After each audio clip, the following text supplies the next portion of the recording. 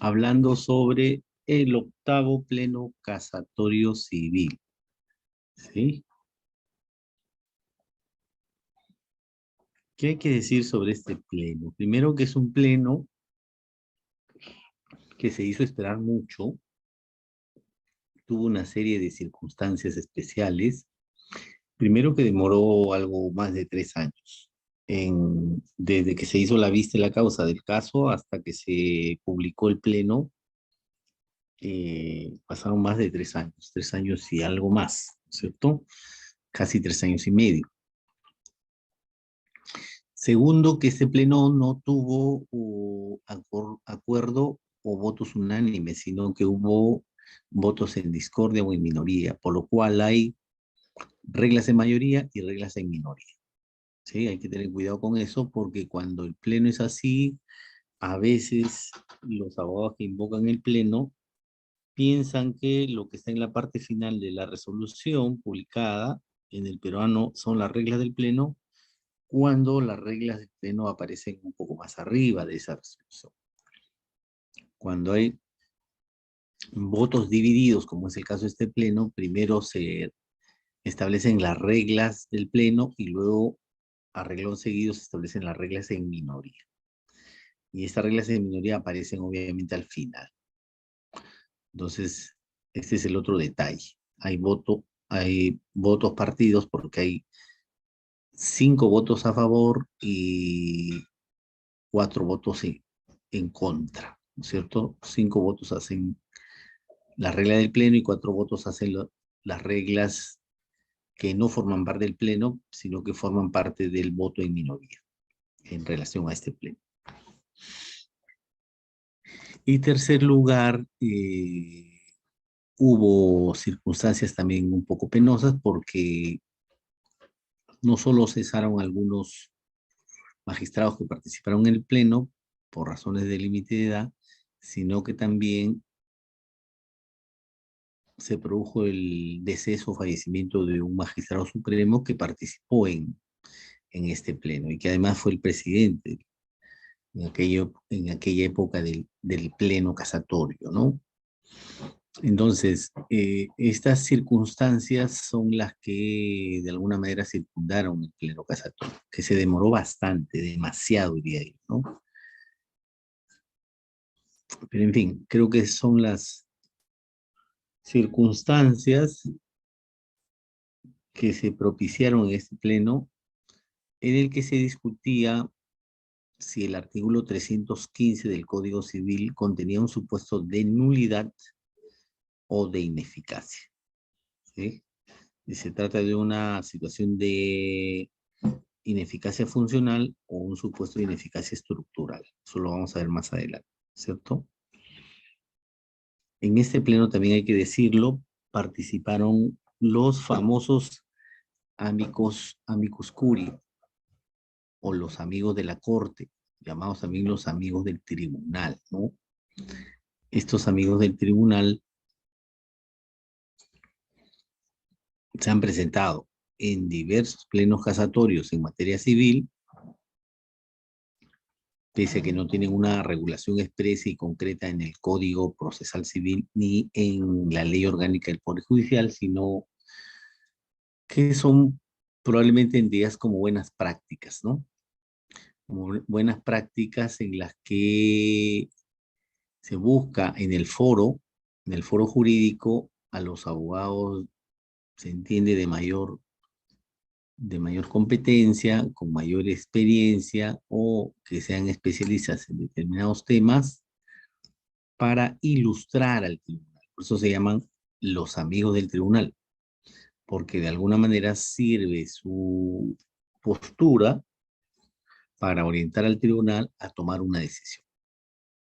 La anécdota en este caso es que la mayoría de amicus curiae que participaron en esta vista de la causa que generó el octavo pleno casatorio dieron su postura y consideraron que el 315 contenía un supuesto de ineficacia, no de nulidad.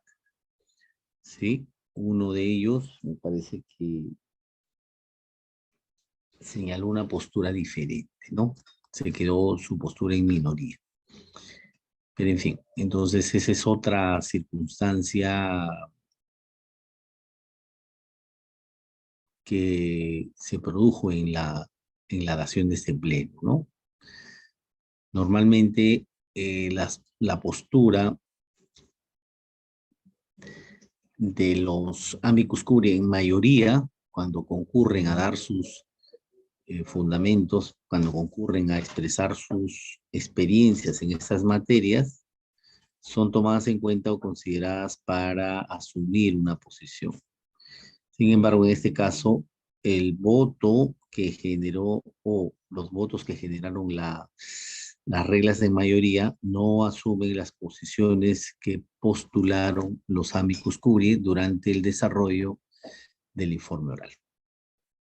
¿Estamos? Entonces, por ahí vamos encontrando otra circunstancia, ¿no? Ahora, este pleno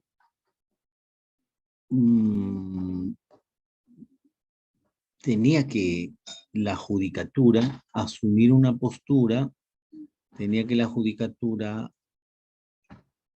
asumir posición respecto de una situación que se venía dando con bastante frecuencia en el Poder Judicial, ¿sí? No cabe duda que la postura doctrinaria en relación a este artículo 315 del Código Civil es clara. Los estudiosos en esta materia han señalado que lo que sucede cuando hay la disposición de un bien por parte de uno de los miembros de la sociedad conyugal, se configura un supuesto de ineficacia. Fundamentalmente por falta de legitimidad para contratar.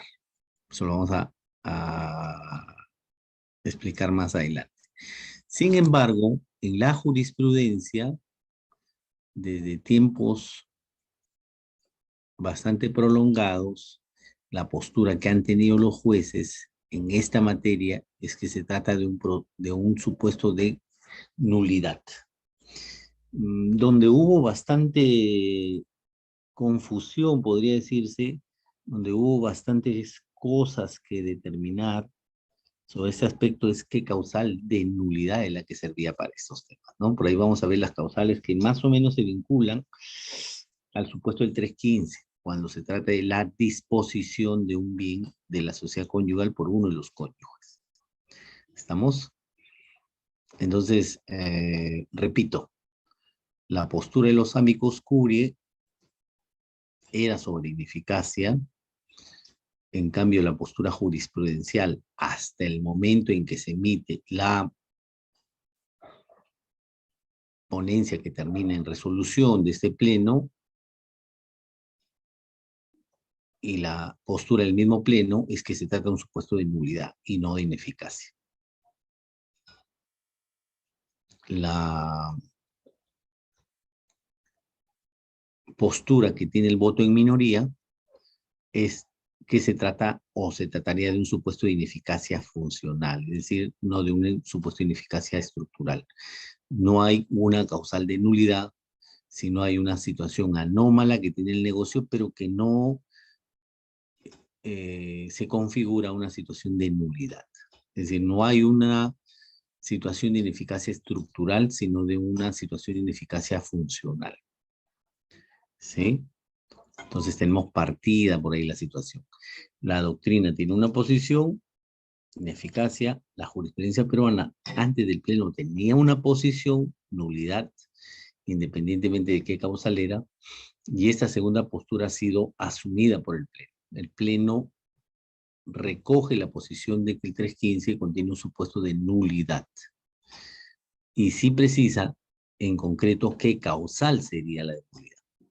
Porque por ahí se habla de falta de manifestación de voluntad, sin ilícito, imposibilidad jurídica, ¿sí? Ninguna de esas son tomadas en cuenta por el Pleno, y más bien señala que el 315, como se trata de una situación en la que se debe proteger a la familia, más bien contiene un supuesto de nulidad que está contenido en el artículo 5º del título preliminar del Código Civil, el cual se refiere al supuesto de nulidad por afectación al orden público.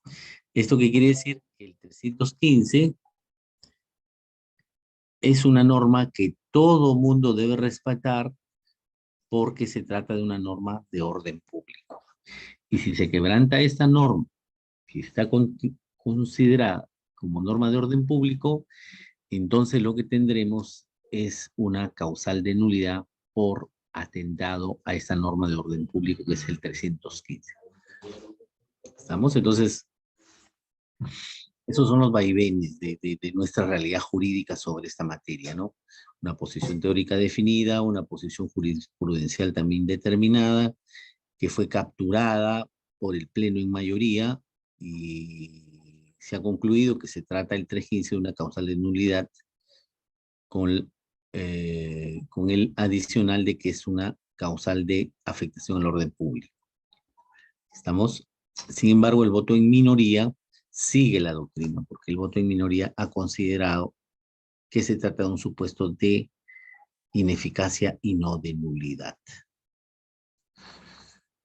Yo,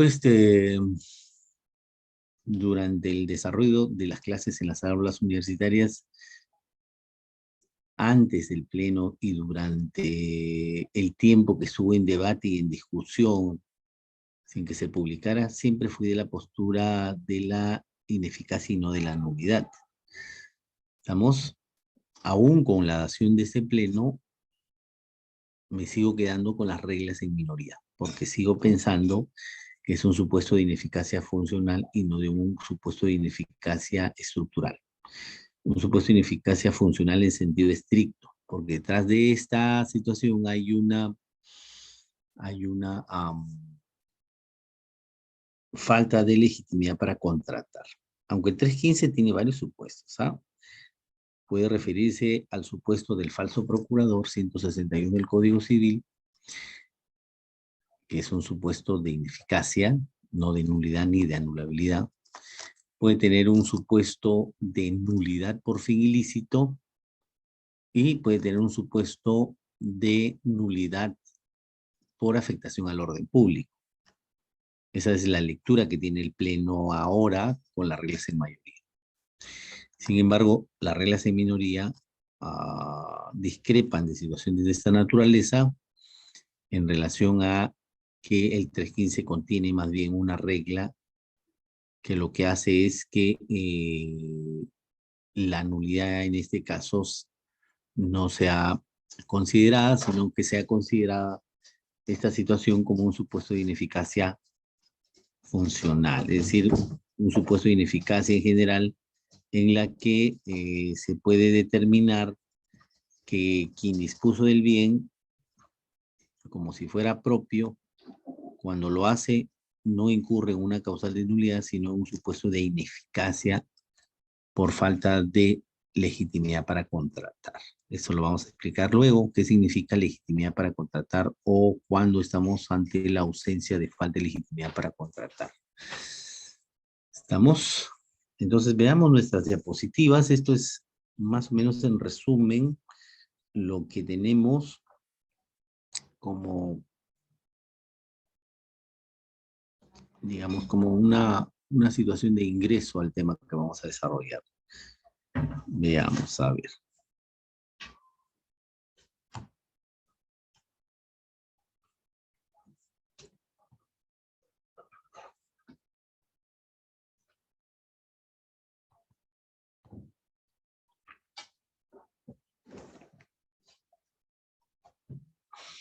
A ver, tenemos entonces que aquí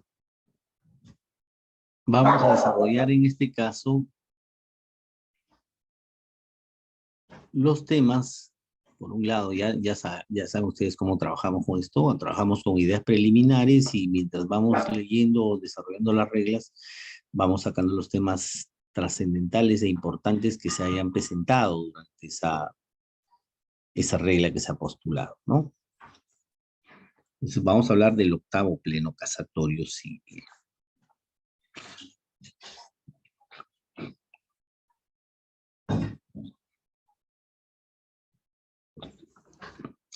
A ver, Estas ideas previas son importantes para entender el panorama en general de lo que viene, tanto en las reglas de mayoría como en minoría, ¿no? No vamos a profundizar, digamos, en estos conocimientos porque prácticamente sería como hacer un curso de derecho civil patrimonial, de repente un curso de negocio jurídico, un curso de contratos, pero daremos las pautas generales como para que esto se pueda entender, ¿cierto? Dentro de esta categoría de ineficacia, que es una categoría amplia, porque significa que cualquier negocio o acto deja de producir efectos o que desde su nacimiento nunca produjo efectos, vamos a encontrar dentro de esta categoría, porque eficacia e ineficacia son dos caras de la moneda, ¿cierto? El negocio jurídico es eficaz cuando desarrolla y desenvuelve todos los efectos jurídicos que le son propios a su naturaleza. En cambio, ineficacia es la faz negativa de la eficacia. Significa la pérdida o ausencia de efectos jurídicos del negocio. ¿Estamos? Pero eso es en sentido general. Por eso es que les decía que la ineficacia tiene dos brazos. Por un lado, la ineficacia estructural, dentro de la cual vamos a encontrar a la nulidad y a la anulabilidad. ¿Por qué se dice que es un supuesto de ineficacia estructural? Obviamente es un supuesto de ineficacia estructural porque está referido fundamentalmente a la estructura del negocio. A todas aquellas situaciones que se hayan producido en el nacimiento del negocio. Aquellas anomalías o defectos que presente el negocio jurídico en su nacimiento. Por eso se dice que la estructura tiene que ver con los elementos intrínsecos del negocio, ¿sí? Es decir, de aquellos que le permiten que el negocio jurídico produzca efectos jurídicos, ¿no? Dentro de la categoría de ineficacia estructural, que significa que el negocio tiene defectos en su nacimiento porque es probable que no se haya estructurado de forma correcta, por lo cual le falta algún elemento, algún presupuesto o algún requisito, ¿sí? Cuando se habla de la estructura del negocio jurídico, ahora se habla de elementos, presupuestos y requisitos que tienen que ver con la estructura propia del negocio, ¿sí?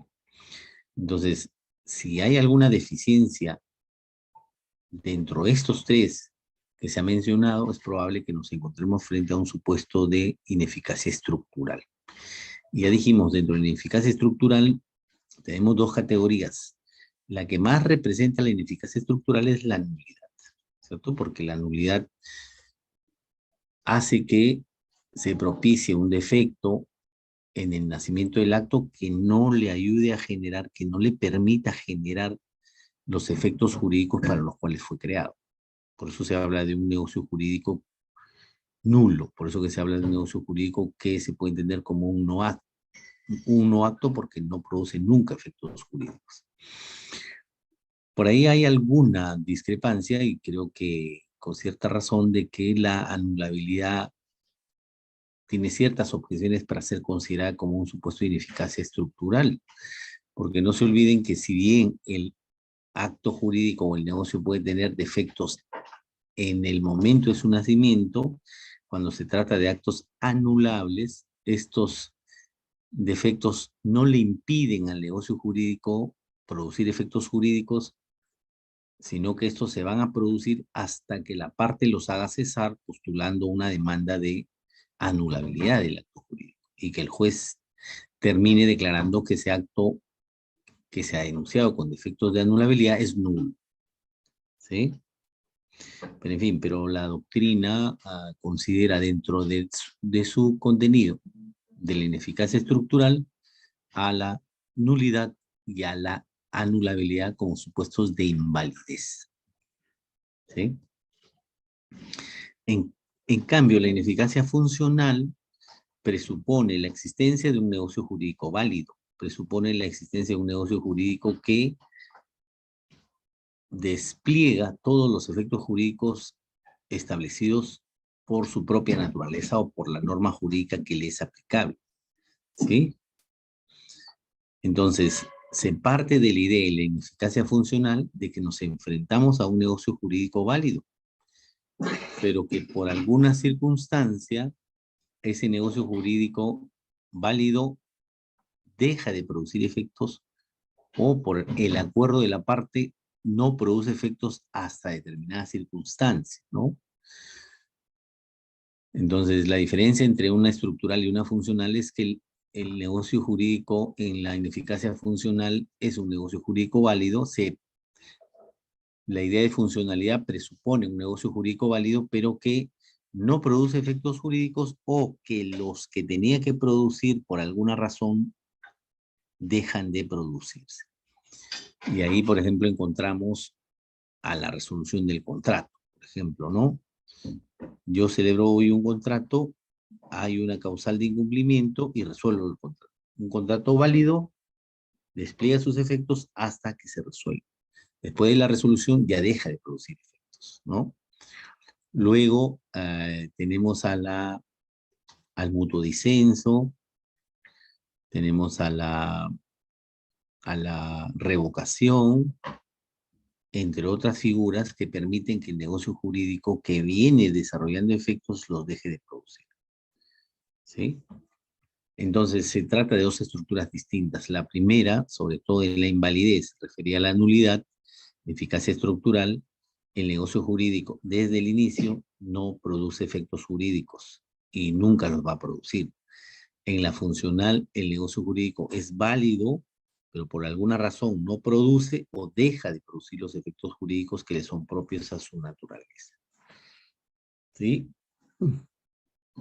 Y también se habla de otro supuesto de ineficacia que está aquí en este cuadrito, en este segundo párrafo, la ineficacia en sentido estricto, la que está referida fundamentalmente a la falta o ausencia de legitimidad para contratar. Por ahí encontramos a la ineficacia en sentido estricto relacionada al 161 del Código Civil, que se refiere al falso procurator o al falso procurador. En realidad, este es un supuesto que muchas veces los abogados y los estudiantes de derecho, inclusive los jueces, inclusive los abogados, confunden mucho como un supuesto de nulidad. Cuando alguien ejerce representación por otra persona y lo hace excediéndose de las facultades o ejerciendo facultades que no tiene, o alguna circunstancia anómala en el ejercicio de una representación, no hablamos de un supuesto de nulidad. Y no hablamos de un supuesto de nulidad no porque se trate de una estructura teórica que tiene complejidades, sino porque así lo señala de manera concreta y específica el 161 del Código Civil. El 161 regula el falso procurador, que es aquel sujeto que tiene representación o que en algunos casos no la tiene, pero alega representación, ¿sí? O algunos casos tiene representación y se excede la representación. Cuando hablamos de representación en consecuencia, no podemos referirnos a un supuesto de nulidad, tendríamos que referirnos a un supuesto de ineficacia, y en este caso ineficacia por falta de legitimidad para contratar. En los bienes en copropiedad, tanto para vender como para alquilar, también la doctrina ha encontrado un supuesto de ineficacia por falta de legitimidad para contratar. En este caso, la venta o alquiler en su totalidad de un bien que forma parte de una copropiedad, es decir, que son 2 o 3 los titulares